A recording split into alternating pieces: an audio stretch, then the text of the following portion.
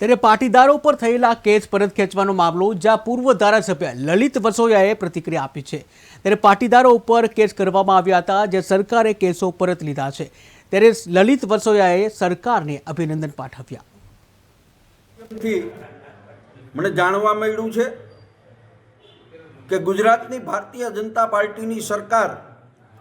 પાટીદાર અનામત આંદોલન વખતે પાટીદાર સમાજના જે યુવાનો એના હક માટે એમને ન્યાય મળે એટલા માટે જે લડાઈ કરતા હતા એ યુવાનો ઉપર સરકારે આંદોલનને તોડવા માટે જે ખોટા કેસો રાજદ્રોહ દેશદ્રોહ જેવા કેસો કર્યા હતા